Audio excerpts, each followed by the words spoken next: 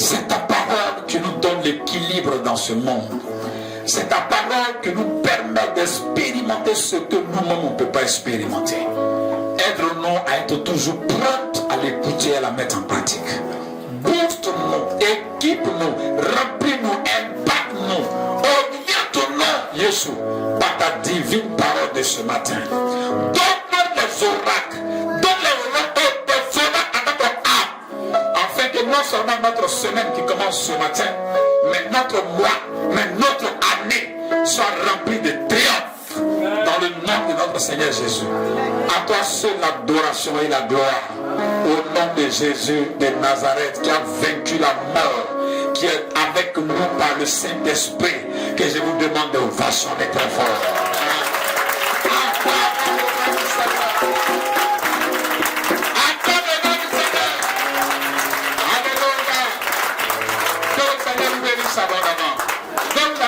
Majesté et peuple béni de l'Éternel. Aide-moi à dire à ton voisin, regarde la gloire de Dieu, je vois la gloire de Dieu sur toi.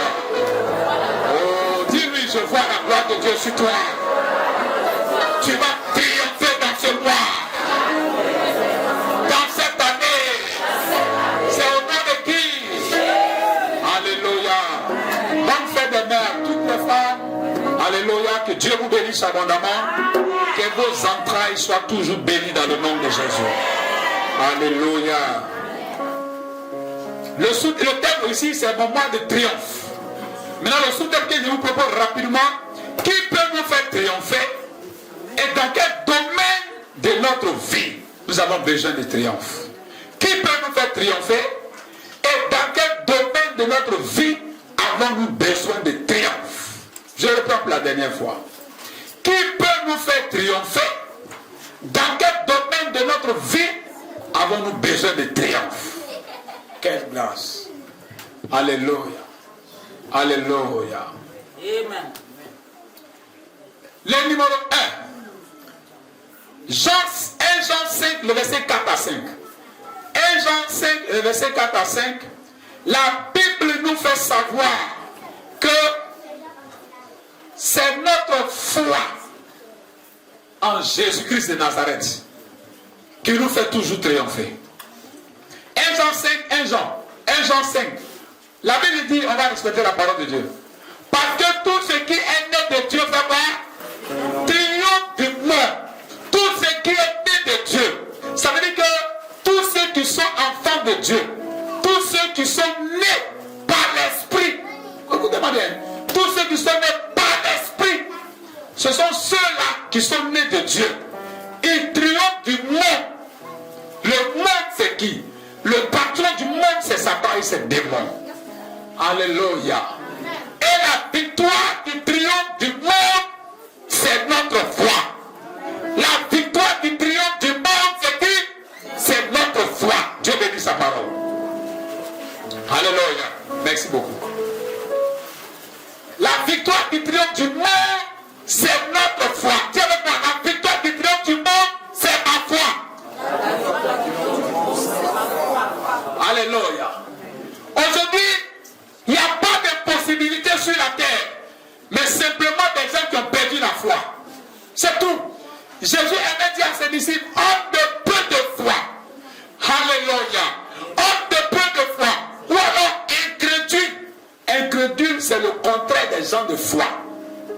Si nous avons, Jésus disait un jour encore, si vous avez la foi comme un grain de sénévé, le grain de sénévé, vous ne pouvez pas le voir à l'œil nu comme ça. Le grain de sénévé, il est minuscule, il est tout petit. Il vous faut parfois des microscopes, des loups pour pouvoir bien le voir. Mais Jésus dit, si nous avions la foi comme un grain de sénévé, nous dirons. Ça veut dire quoi? Il y a des personnes même qui n'ont même pas la foi en Dieu. Ce qu'ils disent avoir la foi, c'est même pas la foi. Parce que même s'ils ont même la petite foi, elle peut faire chuter des grandes montagnes. Donc beaucoup même sont à l'église, mais ils n'ont pas la foi. Mais ils ont fait un choix, mais ils n'ont pas la foi. C'est notre foi. Mais il dit tous ceux qui sont nés de Dieu. Dieu est quoi? Dieu est esprit. Vrai ou faux? Dieu est esprit. Donc si nous sommes nés de Dieu, c'est que nous sommes des hommes. Nous sommes des hommes. Nous sommes des esprits. Et si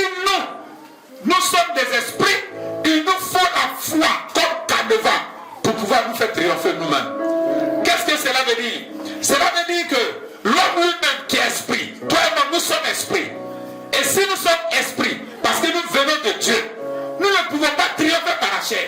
C'est pas possible. Donc c'est le Saint-Esprit en nous. L'esprit que nous avions reçu depuis que nous avons accepté Jésus. C'est cet esprit-là qui est en nous, qui va nous faire triompher par nous-mêmes notre propre foi. Donc, si tu as l'esprit et que tu n'as pas la foi, tu ne peux pas triompher. Parce que l'esprit est là. Mais il faut la foi pour faire triompher l'esprit. L'esprit ne pourra pas triompher sans la foi, c'est impossible. Donc tu peux avoir l'esprit de Dieu en toi. Mais si tu n'as pas la foi, tu ne peux pas triompher.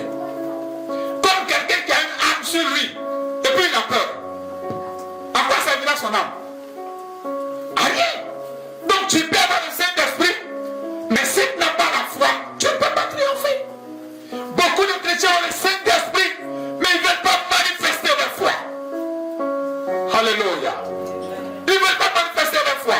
Parce qu'ils se disent que non, ils ne peuvent pas passer ces sources. Vous savez, la foi résonne beaucoup. Manque de foi résonne beaucoup. Celui qui a douté, il a fini le raisonnement. Non, ça veut dire, dans le contexte, non, mon ami, agis. Et cette série de vidéos, vous allez voir ça dedans. Par la grâce de Dieu.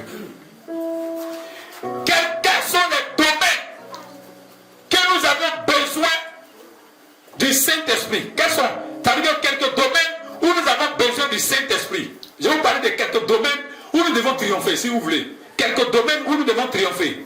D'abord, qui peut nous faire triompher? J'ai dit c'est le Saint-Esprit par quoi? Par notre foi. Pour être dit par la foi, il faut dire par ma foi. Voilà. C'est le Saint-Esprit qui peut nous faire triompher. C'est le Saint-Esprit par ma foi qui peut nous faire triompher. Donc, triompher, c'est pas quand tu as venu ici, tu as crié, tu as parti à l'église, tu as bâti, tu as fait j'aime. Ça là, c'est zéro. S'il n'y a pas l'Esprit de Dieu en toi, tu n'as pas la foi en Christ, tu ne pourras pas triompher. Tu vas venir à l'église pendant longtemps, mais tu vas vivre comme quelqu'un qui n'a jamais connu Dieu. Ça ne sera pas ta portion dans le nom de Jésus. Quelques domaines où nous devons triompher. Premier domaine où nous devons triompher, absolument, il y a choisi toi, c'est notre vie spirituelle. Dis un bon amen. Amen. Frère, on a besoin de triompher dans notre vie spirituelle. Notre vie spirituelle. Dis ma vie spirituelle. Cette vie-là, oh là là, c'est ça qui fait que Satan, on pense que Satan est puissant. Cette vie spirituelle-là n'intéresse pas les gens. La vie spirituelle n'intéresse personne. Celle qui intéresse les gens, c'est la vie physique. Et la vie financière. Non! Mais c'est ça qui va se dépeindre. C'est ce qu'il a dit. Il est 302 à Baruch. C'est qu'il souhaite pour toi et que tu prospères. Qu'on prospère le temps de ton âme. L'homme ne se nourrit pas par la nourriture physique. L'homme se nourrit par le côté spirituel. Combien de personnes aujourd'hui cherchent leur vie? Ils cherchent une situation de vie. Ils disent chercher un avenir. Loin de leur avenir spirituel. Ça va passer. Souvent vous allez voir quelque chose qui va vous faire du bien certainement. Genèse chapitre 2, le verset 7. Regardez l'origine. Tout seul faut aller au commencement. Premier domaine où on va triompher, c'est dans la vie spirituelle. Tu dois avoir du triomphe dans ta vie spirituelle. Ta vie spirituelle doit pas être là, une vie potente. Genèse chapitre 2, verset 7. Suivez la parole pour vous asseoir. Suivez bien, s'il vous plaît. Je rappelle le sous-thème encore. Qui peut nous faire triompher? C'est le Saint-Esprit, je le parle en même temps. C'est le Saint-Esprit par notre foi. Et puis, dans quel domaine de notre vie? J'ai choisi 3 domaines ce matin. Le premier domaine, c'est notre vie spirituelle. Voilà la première respirante, notre vie spirituelle. Genèse chapitre 2, verset 7. L'Éternel Dieu forma qui? L'Éternel Dieu forma qui? L'homme de la poussière de la terre. Il souffla dans ses narines un souffle de vie et l'homme devint un être vivant. Dieu bénit sa part.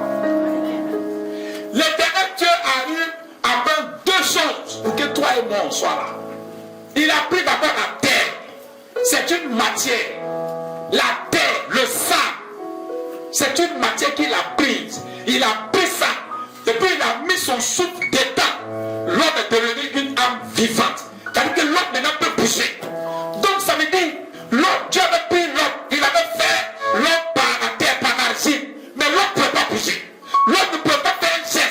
jusqu'à ce que Dieu mette quoi? Son esprit. Donc, si tu es une personne charnelle, si tu es une personne loin de Dieu, si tu es une personne, les choses spirituelles ne te disent rien, tu ne pourras pas bouger dans ce monde-là. Il te faut le souffle de Dieu, il te faut l'esprit pour te mettre en mouvement. C'est pour cette raison que je vais arriver au deuxième, vous allez mieux comprendre, mais je vais l'introduire déjà vers la fin du premier. C'est pour cette raison que vous voyez, il dit, avez-vous vous lever? Avez-vous fait quoi? Vous bougez pas parce que vous mangez le pain de douleur. Parce que vous êtes en train de faire la chair. Vous êtes en train de faire la terre. Votre première image, vous êtes dedans, vous luttez sans le deuxième. Oh, on ne peut pas lutter dans la chair sans recevoir l'esprit qui donne la vie. Vous ne pouvez pas. Et c'est le message que nous prêchons dans le monde depuis la nuit des temps. Tu demandes à quelqu'un ici, il va dire non, je n'ai pas le temps, je suis occupé, je suis fatigué. Oui, ça c'est la terre, ça c'est la vie. Mais tu n'es pas charnel. Quand on a pris la terre, on t'a fabriqué là, tu n'as pas bougé, frère. C'est le souffle de Dieu qui est en toi et moi qui a fait qu'on a pu marcher. Maintenant, pourquoi toi tu écoutes la terre, tu n'écoutes pas l'esprit? Tu nourris un côté. Quand tu manges, tu t'en vas avec, c'est la terre, c'est ça. Mais on nourrit plutôt le côté physique. On ne nourrit pas le côté esprit. Voilà pourquoi on n'arrive pas à triompher. Parce que l'homme lui-même, il est spirituel. La vie n'est pas physique, frère. La vie est spirituelle. L'homme a été construit par une matière physique, la terre. Il ne peut pas avancer, il ne peut pas atteindre ses objectifs sans Dieu. Parce que le souffle de Dieu est en lui. L'homme, il a droit, c'est-à-dire qu'il a une volonté d'obéir à la chair, d'obéir à l'esprit. L'esprit qui est en lui là, c'est venu d'où? L'esprit qui est en l'homme est venu d'où? Est quitté où? Et la chair, c'est quitté où? Non. Le côté chair, quitté où? De la terre. De la terre. Donc ça veut dire quoi? Si toi, tu t'affectionnes plus, parce que l'esprit ne peut pas errer sans quoi? C'est le corps. Le corps aussi ne peut pas être vivant sans quoi? Donc l'homme lui-même, il est là. Il y a deux choses qu'il doit écouter. Qu'il doit gérer. Il doit gérer le côté physique qui est à la terre. Il doit gérer le côté spirituel qui vient de Dieu. Maintenant, regarde, c'est lequel, c'est un des deux là. C'est lequel des deux on a plus la concentration. On ne peut pas triompher. J'ai jamais 10 personnes là. Ils mettent l'accent sur la... 8 personnes mettent l'accent sur la terre. Et puis il dit le triomphe. Pourtant on dit que c'est tous ceux qui sont nés de Dieu. C'est le Saint-Esprit qui nous fait triompher. Maintenant tu n'élèves pas le Saint-Esprit. Tu élèves le côté cher, tu veux triompher, ça va se voir. C'est bon la première partie. Je sais que ce n'est pas ce que tu veux entendre, mais c'est ce que tu dois entendre. Alléluia. C'est cette raison que la Bible nous recommande de ne pas marcher selon la chair. La Bible dit, ne marchez pas selon la chair. Pour accomplir les désirs comment? Charnels. Mais marcher plutôt selon l'esprit. C'est pour notre bien. Comment quelqu'un peut se lever matin et puis il a envie de prendre un petit déjeuner, mais il n'a pas envie de méditer la Bible. Les deux envies doivent être là. Mais l'envie qui doit primer, c'est l'envie spirituelle. Mais qu'est-ce qui prime? L'envie charnelle. David dit quand je me lève, il n'a pas le Saint-Esprit en lui. Il dit quand je me lève, j'ai une joie dans la présence de Dieu. Mais toi, tu n'as pas la joie dans la présence de Dieu, mais tu as la joie d'aller dans ton travail. Tu as la joie d'aller dans tes affaires. Mais quand tu as fait de Dieu ton cœur coupe. Alléluia. Et c'est dangereux. Et ça montre clairement que nous sommes en train de valoriser le côté physique. Voilà pourquoi est-ce que le triomphe tarde à venir. Quelqu'un dit amen. Il dit encore, nous devons marcher par l'esprit, parce que si nous voulons vivre par la chair, il dit nous mourrons. C'est pas ce qu'il a dit. Si on veut marcher par la chair, nous mourrons. Tous ceux qui voudraient élever le côté terre pour laisser le côté esprit, il dit ils mourront. Mort ici là, c'est pas absolument, ça pourrait être, c'est pas absolument la mort physique, mais l'échec répété, maladie, problème d'accomplissement de ta destinée. En un mot, tu tournes en rond. Tu peux même être à l'église, mais tu tournes en rond. Tout ce que tu fais là, ça ne va pas. Pourquoi? Parce que tu as valorisé le côté terre, tu as laissé le côté esprit. Le jour où tu vas retourner dans ton origine d'esprit, l'esprit lui-même va commencer à ouvrir les portes. Toi-même, quand tu es né avec aucune clé. Les clés là, Dieu a mis ça en celui qui a connu Christ. Et quand il met ces clés là en toi, et que c'est Christ qui est devant, c'est lui qui sait comment. Quand on lit l'Apocalypse, on dit personne n'a trouvé dit de quoi? D'ouvrir le robe les sorts. C'est pas Jésus. Maintenant, c'est celui qui ouvre la porte. Si c'est celui qui est devant qui a la clé, il va ouvrir la porte. Maintenant, c'est Jésus qui n'est pas devant. Il n'est pas valorisé. Que c'est la terre qui valorise. Tu ne peux pas arriver.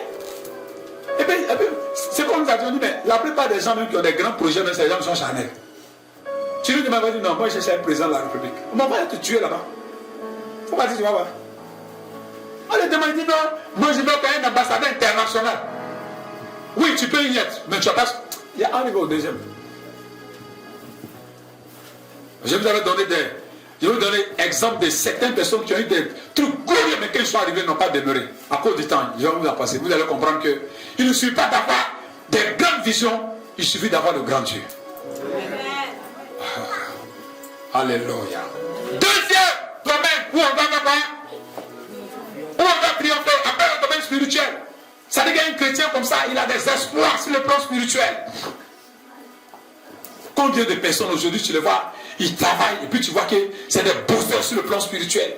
On dit lui là, c'est un gars de... Donne-moi l'exemple d'un métier là. Donne-moi l'exemple d'un métier. La bâtisse. Un mécanicien, tu le vois, on dit c'est un mécanicien, mais quand tu le vois en dehors même de sa mécanique, tu penses même que c'est un pasteur. Ah.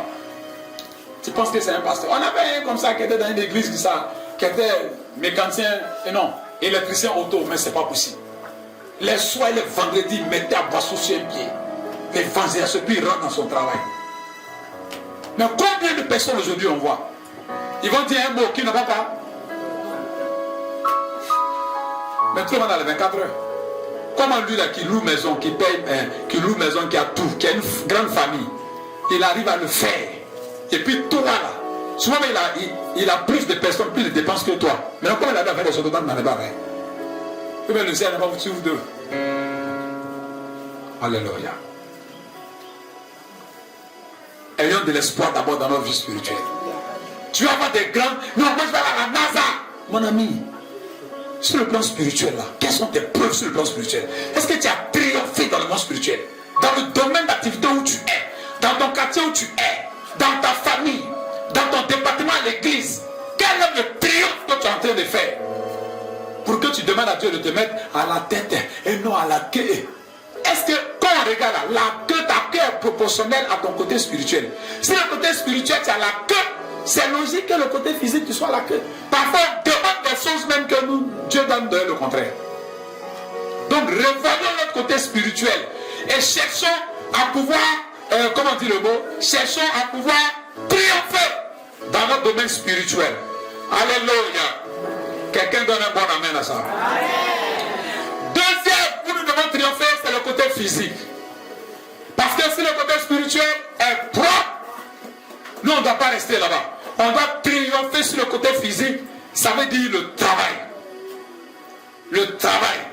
Genèse chapitre 1, le verset 5. On lit ça rapidement. On a 5. Genèse chapitre 4, le verset combien? Genèse chapitre 4, le verset 1. Chapitre 4. Genèse chapitre 4, le verset 1.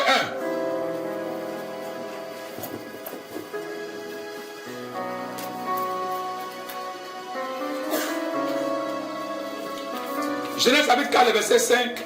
Le verset 1 en 5, il fait ça rapidement. Et regardez ce qui est écrit. Adam connut Ève, sa femme. Elle conçut et enfanta Caïn. Elle dit, j'ai formé un homme avec l'aide de l'Éternel. Elle enfanta encore son frère Abel. Abel fut qui? D'accord. Et Caïn fut? Au bout de quelque temps, Caïn fit à l'Éternel une offrande des fruits de la terre. Et Abel de son côté en fit une des premiers-nés de son troupeau et de leur graisse. L'Éternel porta un regard favorable sur qui d'abord. Et ensuite, le contraire va se faire au verset 5. Et le contraire arriva au verset 5 sur son frère. Est-ce que vous savez que Caïn faisait quoi? Il travaillait la terre. C'est pas ça? Et Abel. Le premier travail sur la terre, ce n'est pas le travail des moutons. C'est le travail de quoi? La terre. Genèse est clair là-dessus. Et non seulement les moutons là. Quelle est leur nourriture? Les herbes vides où? Donc logiquement, Caïn était plus favorisé par son travail que Abel. Mais Abel, il avait un cœur pour Dieu dans son travail. Caïn n'avait pas un cœur pour Dieu dans son travail.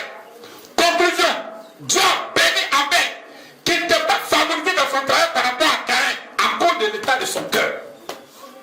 Ton travail où tu dis que tu n'as pas le temps pour adorer Dieu là, il t'attend au milieu là-bas. Nous sommes au milieu du mois, au milieu de l'année. Ton travail là, quand tu lis la Bible, le problème des gens, voilà quand je vous force à lire la Bible là, pour que vous compreniez des choses que, de la profondeur même de ce que je ne vous dis pas. Tu vas comprendre plus tard que ce travail-là ne pourra pas te donner la paix dont tu recherches. Je vais vous dire une chose, hein. La Bible dit, tout travail produit de l'abondance. Mais quand la Bible dit tout travail produit de l'abondance là, la Bible parle parce que le travail a été donné par qui? C'est Dieu. Donc quand la Bible dit le travail, la Bible parle du travail où Dieu est à l'intérieur. Il va te donner le bonheur. Mais un travail qui t'éloigne des principes de Dieu va pas te donner la paix. Frère, je vous dis, je veux manger à l'aise, en paix. Et puis je suis couché, je rentre, je fais un bon rêve, ou on ne me poursuit pas. Par rapport à manger, je mange, et puis moi-même je n'ai pas la sécurité dans mon âme. Faisons le choix.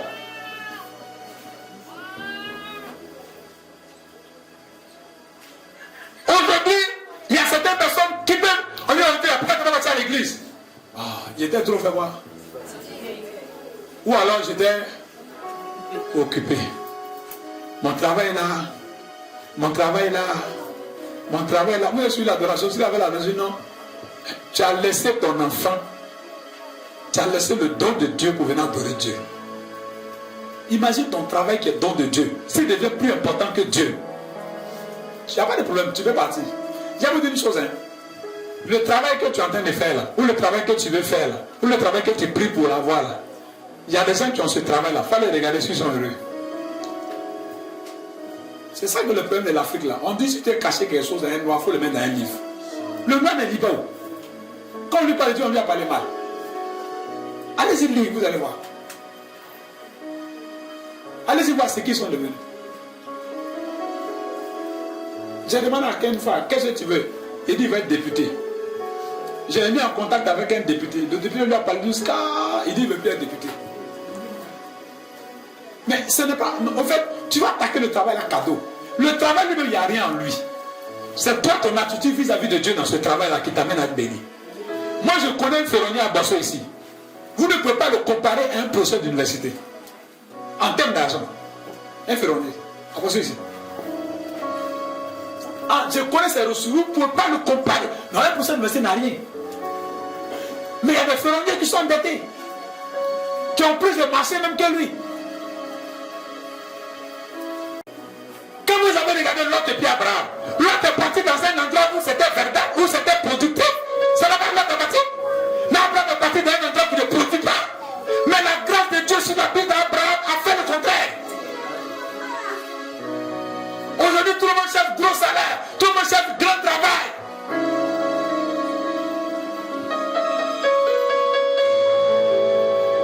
Un jour, j'ai vu un ancien ministre, en Côte d'Ivoire ici, cette année, traverser le goudron d'Abidjan pendant qu'il était assis dans mon woro. Je suis sûr, beaucoup d'entre vous ici, là, la plupart, les 90% des gens qui cherchent travail, là, peut-être il y a un ou deux qui vont chercher égal à un ministre. Non, tout ce que tu veux devenir là, tout ce que tu demandes les questions là, c'est en bas des ministres. Ah, je connais votre esprit. On a quand même du micro-trottoir, juste quand partir là-bas. Quel est le travail que tu veux devenir? Les 90 personnes, les 90% des réactions, ce qu'il veut devenir, c'est en bas d'un ministre. Allez-y là-bas, qu'est-ce qu'il devient? Allez, si vous battez en Hollande, vous pouvez croiser Bamou, n'importe comment. Bon, lui, non.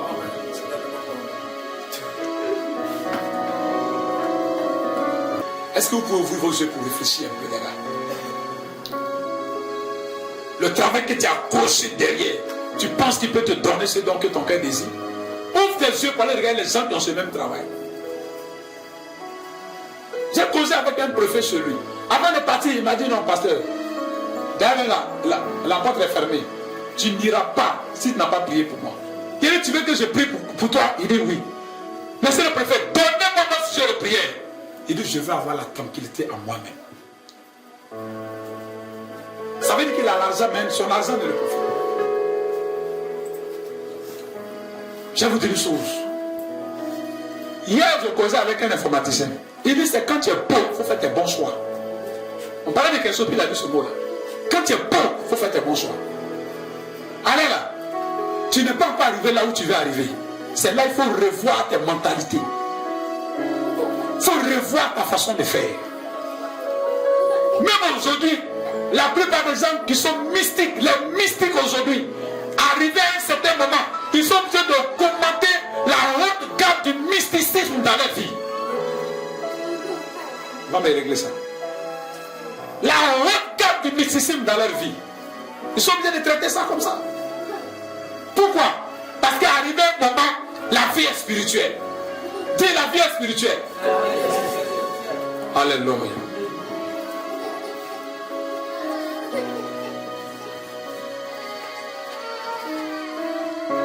C'est Dieu qui est esprit, qui est l'auteur du travail. C'est Dieu qui est esprit, qui est l'auteur de ton enfant. Quand une personne dit que à cause de mon enfant, je ne peux pas venir à l'église, la personne est en train de dire quoi?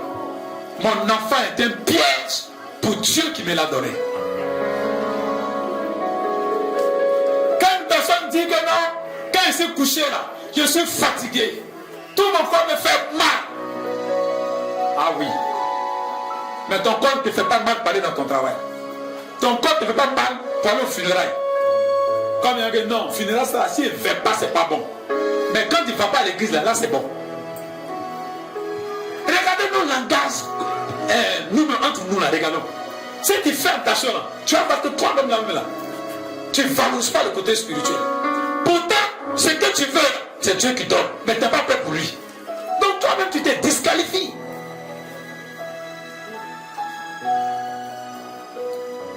Revoyons la façon de faire.